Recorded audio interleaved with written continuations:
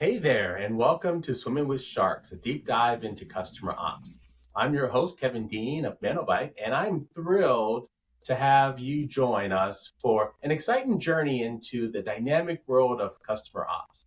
On this podcast, we will explore strategies, tools, and innovations that will drive exceptional customer experiences. From the industry experts to frontline innovators, we'll dive into the challenges and triumphs of customer ops, uncovering the insights that from seasoned professionals or others. So we're excited to get started, and today we have an amazing guest on our show. Christina, welcome. Glad to have you. Thank you so much for having me. I'm excited to chat. Oh, me too. So maybe can you start by just giving us a little bit of background about yourself and your journey into the world of customer service? Absolutely. I started off not very traditional background. I was an English major in college, then taught math for 5 years. When I found marketing, the common thread that kind of went through my entire journey, regardless of career path or vertical, was really being customer obsessed. And so I went from being a marketing director for my local SBDC, telling customers and clients and small business owners how to really kind of take care of their customers and really improve their marketing abilities. But then I also was doing social listening for a art museum and for ICUC for Fortune 500 brands, really kind of understanding what is customer sentiment and what is it looking like across social.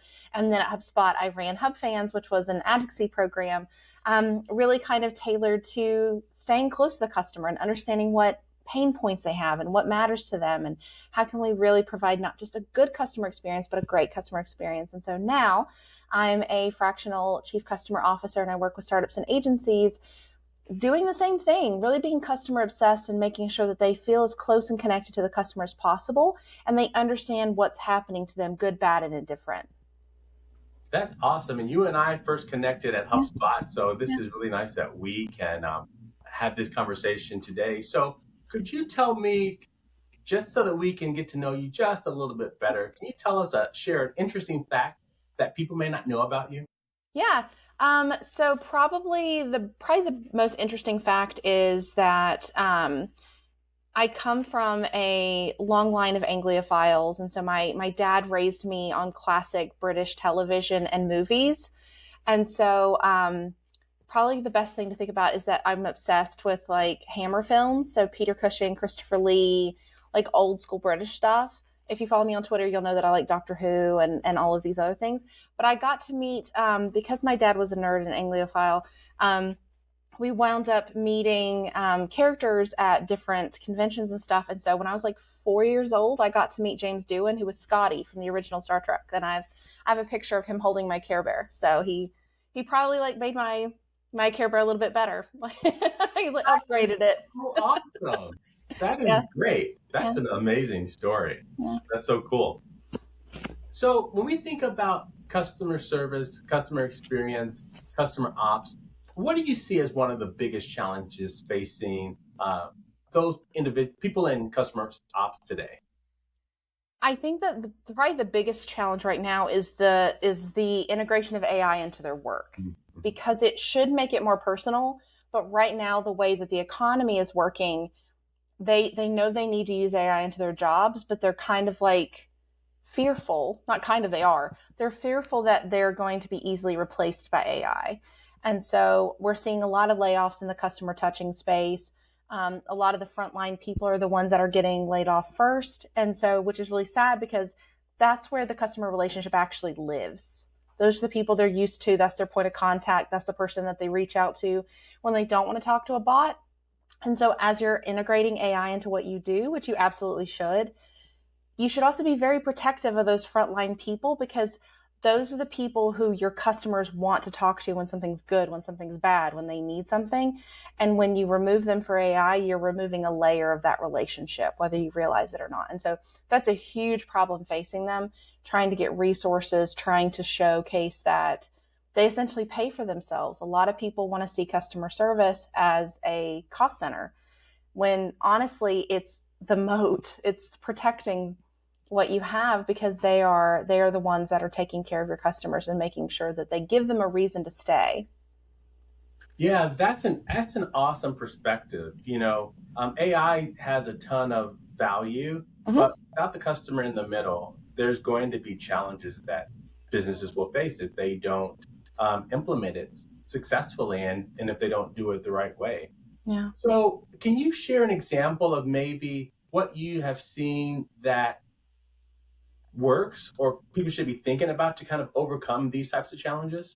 Yeah, I think you need to look at what is the overall customer journey and where are the opportunities for automation, where are the opportunities for personalization, and where do you need to protect what is human?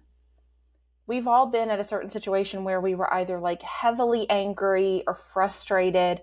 And because we got the right person on the phone or we were able to talk face to face with someone, they were able to de escalate us and take us from angry to they actually really heard me and they cared about me. AI is not going to be able to come up with that empathy. Maybe 5, 10, 15, 20 years from now, maybe. But right now, we understand that bot literally does not understand what I'm going through because they've never been in that position. And so, what you need to do is you need to be very protective of what should be AI and what should be human, and go through and look at the full customer journey. What are the things that are very vulnerable for humans, for your customers? What are the touch points where they want to feel heard? When you are really angry, you don't want to talk to a bot. Mm. You want someone to yell at because you need to get that anger out, but you also do that with the hopes of they're going to see how escalated I am and they're going to want to move mountains to take care of me. And so, in those like really hyper elevated moments, you're going to want a human. You don't like the bot didn't give you a logo onesie when you just had a child. Like that's a hyper emotional moment that you want to be like, my CSM sent me that. Isn't that the cutest thing you've ever seen? Mhm. Chewy does a great job of this. When there's a pet that passes away, they send flowers, they'll send paintings, and the card that comes with it is signed by the person who took that call and talked to that person. I'm sure there's automation that is a part of that entire process, Right. but it is not the full process and it is not what the customer sees. So when you're thinking about it, what should be automated, what should be human, and when if you're not sure what, then look at the emotional tethers that are attached. The more emotional it is, the more human your reaction needs to be. I love that thought of looking at the emotional tethers, and that really is very thought provoking to make sure that that's kind of being your guidepost as you're leveraging AI, automation, and technology into your workflows and into your streams. Um, so we understand that AI is big. You've talked about some of the challenges that could come up with it. Do you see any opportunities for leveraging technology to along with humans, provide a better experience? Absolutely. One great example is game theory. I'm absolutely obsessed with game theory, but a computer is going to be able to do it better than you. So when you're looking at your customer journey or you're looking at how they're interacting with you, being able to use technology to go through and be like, where are all the different opportunities here? What are all the different ways this could go? If you're building a workflow, classic case of game theory, what are all the different behaviors they could take with this first part? And then what do I need to build based off of what behavior they choose to do? And then based off of that, what's next? And then what's next? I think game theory is a huge opportunity for us to lean even deeper into tech, even deeper into AI, and then personalize those experiences. You can write prompts to say, all right, I'm building out this workflow based off of this specific initial behavior. Great. How can I personalize these to really make it feel like I'm following them on this very, very specific journey, but I'm tailoring it in a way that makes sense to them? And so that's going to be a huge opportunity for you to use technology to automate, to personalize, but also keeping in mind that there's so many different ways that this could iterate. How many different, like, how many times 10, times 9, times whatever are you going to have when you're building out these workflows? Because I think a lot of people, when they're building out their workflows, they're probably thinking in terms of they could do 3 different things and Mhm. then we'll build off of that. But they don't really focus on the full game theory of it all. There's so many behaviors you probably haven't thought of, but the tech might be able to educate you on that. This is great. You're talking about a lot of tech. that Mm-hmm. is important nowadays. Mm-hmm. But a lot of people don't know, they understand Gen AI, they hear that term, they hear the term game theory. What are some actual applications that are integrating these technologies that our listeners should be thinking about? I love a tool called Magi. It's magi.co. And it basically, you buy a license for it, and it has like Claude and Midjourney, and it has like it has a ChatGPT 4 in it, and it has like all these different pieces. So you're able to kind of go in instead of feeling like you have to have like multiple tech stacks. So I absolutely love Magi. One of the things that I really love is going in and being hyper specific. A lot of people that are getting really poor quality stuff from their AI, it's because they're thinking one sentence prompt is going to solve all of their problems. So the best example I can give is, if you're looking at a Magi or you're just looking at ChatGPT, is you need to start treating the AI like an intern, but like the smartest intern you've ever had. They are brilliant, they learn really quickly, but they have no experience in the line of work that you do. And so, what you need to do is you need to talk to them the way that you would an intern. All right, you want a spreadsheet? All right, what are the parameters? What do the columns need to be? What do they need to be thinking about in terms of what that looks like? My prompts are paragraphs, they're not sentences. I'm really thoughtful about, like, when I'm using AI, what do I want them to do? What are the guidelines? What are the guardrails? What is my objective in doing this? Like, what do I hope to gain? And then I ask it questions and say, like, at the end of this, based off of all of this, please give me a couple questions that I can answer to make your job more specific or easier for you to be able to get me the right answer. I find that by talking to the AI like a human, it actually gives you better results, because you're going to naturally give it more information instead of just assuming, well, it's going to scrape the internet and it's going to have all the answers. You can't make that assumption. That's getting a lot of people into trouble. So talk to it like the smartest human who has no idea what you do. I Let love that, and we see that all the time. You really do have to train AI to understand how to work with your business cases. Yeah. Can you talk? And I love the concept that you talked about here about, really thinking about it as the smartest intern you've ever had, and really prompting it along in order to really get the best results and the best uses out of it. So, talk to me a little bit about what you're seeing with the combination of AI and automation and those two things coming together in the customer ops space. I'm seeing that it's a trap for a lot of people. And I can relate this back to what I said previously about a prompt. A lot of people are expecting AI to be this, they're seeing it as this one-stop shop. It's going to fix all of your problems, it's going to solve your productivity. And then it's always going to be good in, good out, always, with data, with AI, with all of these things. And so we need to understand that it is learning, but that means that we as the human get to be the educator. And so what I'm seeing with automation and with AI is they're expecting it to do all of it. They're expecting that if I write one sentence, it's going to do an entire day's worth of work for me. And then they take it at face value and assume that the AI knew what it was doing. And then they don't edit heavily. Mm, If yeah. you are going to be someone who is a prompter, I also need you to be an editor.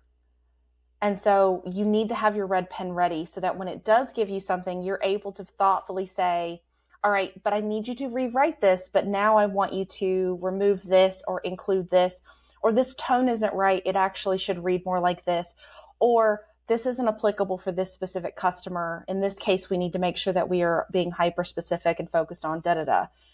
But you need to now be the editor. And I'm seeing a lot of people skipping that step. And that's where we're seeing a lot of the problems with AI, where we're seeing, like we saw this with Google's AI overview. It's scraping the internet, but the internet has parody sites. The internet has the Onion.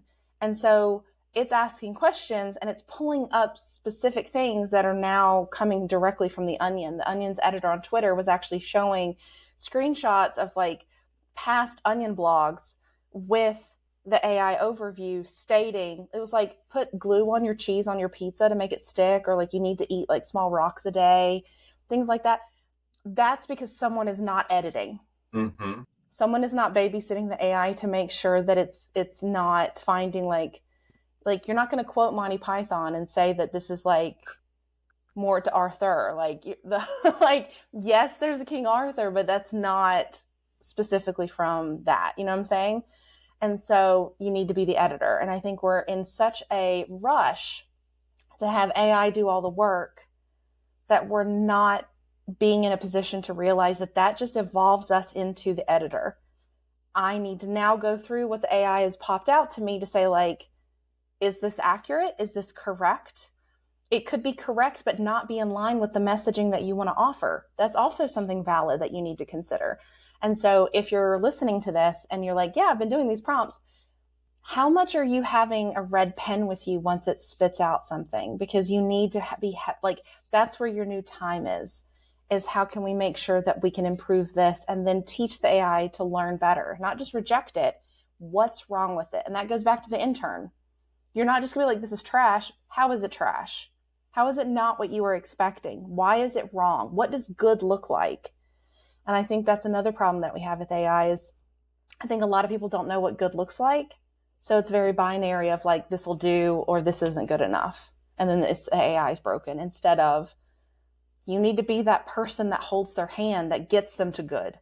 They don't necessarily know what good looks like if you haven't educated and helped them learn that. Yeah, this is great stuff. I'm thinking that it sounds like to me that there's a whole new skill set that is entering into the customer service world. Can you talk about what does that skill set really look like? Yeah. I think that as we are building and as we have more technology, there is this creative destruction, which is obviously like we're already starting to see it happen. And I think we're so focused on the destruction, we're not seeing and focusing on the creative side. So what parts of CS are now going to be possible that never would have been possible before because of time limitations, resources, anything like that. And so for customer experience and customer success professionals, they really need to be looking at AI as how is this going to be my tool? How is this going to be my weapon of choice that's going to unlock opportunities for me? It's going to unlock learnings, things that I probably never would have had the chance to do before. There's a huge opportunity there for people to really kind of step up to be even closer to the customer because they can have AI take care of things, they can automate certain things, and then they can be hyper focused on what needs to be human. And so for the future of that, and I think that we're going to continue to see this whenever whenever we're in a healthy economy, you see a lot of people start kind of stepping away from the customer because it feels like a feeding frenzy. Oh, it's okay. We'll have leads tomorrow. It's fine. That person will just be replaced. But in a low economy, when money is scarce, you see people basically go into starvation mode and they start clutching their customers like very tightly and they want to be closer than ever before, which is great, but that's how you should always be. Mm-hmm. You should always want to be close. You should always want to understand. You should always want to be deeper into their understanding of, all right, this is how you behaved, but why did you behave that way? Is that something that we could control? Is it completely a variable that we have no understanding or control of?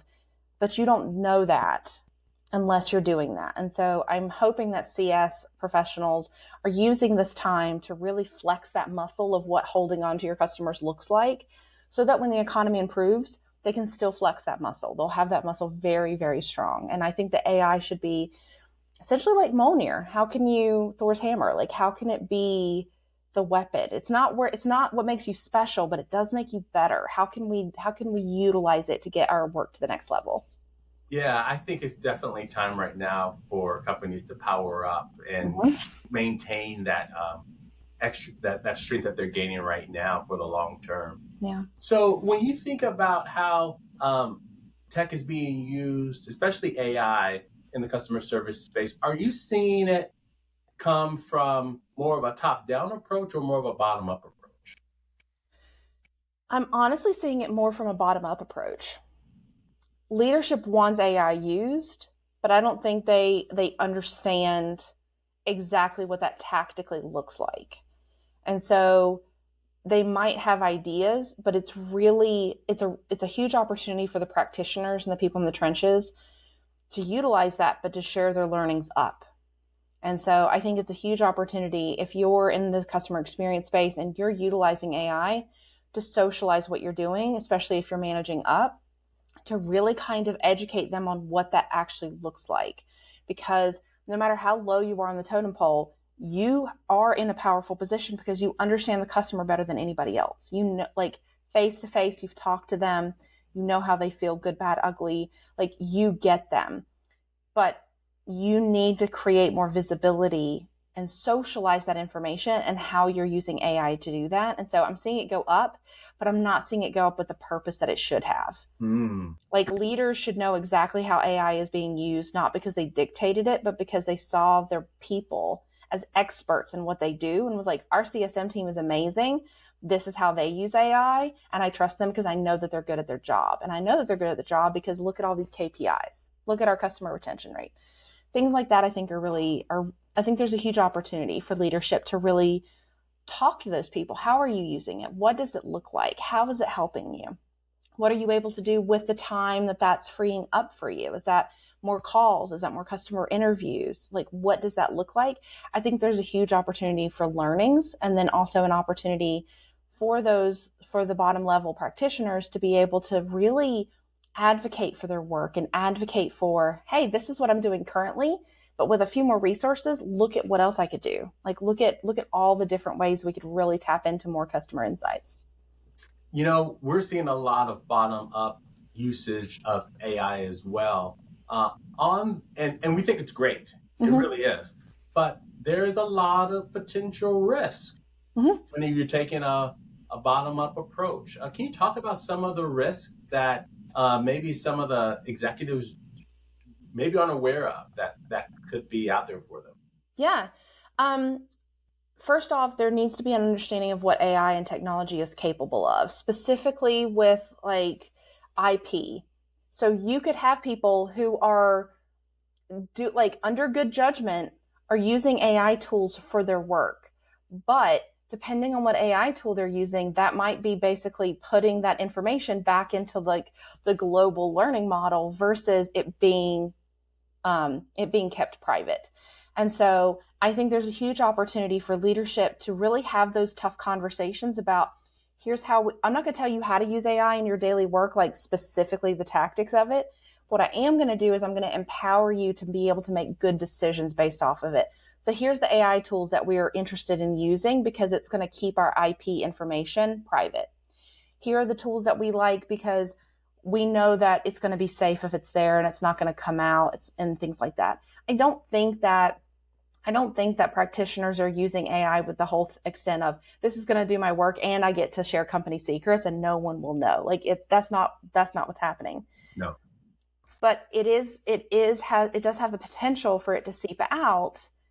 And they were doing it to just make their job better. They were doing it to help the company and it still had negative consequences. And that is an opportunity for leadership to have those tough conversations about AI to be like, here's the tools we're going to use then. Here's the tools that we approve based off of this understanding that if you were to put company information in it, it's going to stay secure. Here's what we need. And really kind of helping them choose their tech stack. Here's the things that we approve. Here's what this looks like. If you have questions or if there's a tool that you like, let us know. And a lot of that goes with the idea of us pushing AI so quickly that we're not using it the way that we would something else. Like there's going to be, depending on the size of your company, especially if it's enterprise, you're going to have an ops team and a legal team that wants to go through any vendor you want to go through that for tech. But when AI gets involved, it feels like everyone started using ChatGPT at the same time without going through the traditional guardrails of, well, the ops team has to approve and there has to be a vendor like approval process. We need to slow down for a second and then go through the channels the way that we did. And that is an opportunity for leadership to step up to say, just reminding you, very excited and glad that you want to use AI and all these new tech options, but we still need to go through the processes. We still need to go through our ops team and legal structure and vendor approval process. And then from there, then go crazy. But we need to protect ourselves and then communicate why you're doing that. I'm not trying to slow your job down. I'm trying to protect the company. I'm trying to make sure that you can work in there and you don't have to worry about what you're sharing and you can feel safeguarded. So that's awesome. We got to think about those risks when it's being used from a bottom up perspective. but talk a little bit about, the challenges that are going to come because executives may not understand AI, and you've got your ops team who doesn't understand it, your legal who doesn't understand it, and all these other places who then end up slowing down the adoption of AI tools within the organization. Talk about a little bit about why that's a challenge. That's a huge challenge. And I don't think it's even just an AI challenge. I think it's something that a lot of companies are facing where how do you set someone up as an expert if they're not in leadership? How do you trust that someone is a subject matter expert and you're going to treat them accordingly, but they don't have a VP plus title attached to them? If you are a company that prides itself on the employees that you hire, then you have to, whether you like it or not, you have to understand that they are the expert in that specific work. And so I would challenge companies at any level that if you're hiring great people, treat them like you think they're great people. Treat them like you trust them and you know that they're great talent. And that the ownness of their knowledge is not dictated by their title. You could have someone very low in your organization, but they're incredibly curious. They're very hardworking. They are deep diving into every single AI rabbit hole to learn, and they want to educate others and they want to help the team grow. The door should not be shut for them simply because the title, it does not have a certain word in it.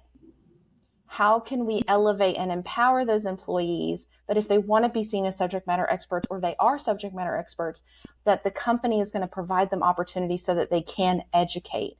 That is something that's going to pay dividends for the company, because not only is it going to help leadership and legal and all these other teams learn so they're not like stifling progress, but that's also going to create employees that love working for your company because they feel empowered and special. And they know that their power in the company and how they are perceived is not merely dictated by their title. It's dictated by what they bring to the table and the impact that they can and want to provide. That's incredibly powerful for companies of all sizes. Yeah, that's awesome. And that really gets me to this thought of best practices for integrating tech into the customer service workflows. Can you share maybe just one best practice that you think can really help organizations move forward with the way that they're thinking about and adopting tech? Yeah. Depending on who the tech is for, the people who are doing that work and are going to be using that tech stack, they need to be a part of the decision-making process. They absolutely do. How many times have you started a job and you're told, all right, here's the new tech that you're going to be using. Here's how you use it. And you're sitting there thinking, okay, I can do this. I've used this before at a previous job, but this is actually going to make my job harder because it's clunky or it doesn't do what we need. Or you want me to drive revenue, but this isn't going to help me track that. And so whoever is going to be on the front lines using that tech stack, they need to be a part of the process. Even if it's very early on, to say like, what does your daily job look like? What are the things that would be really helpful for you to make your job more efficient, more productive, more impact driven?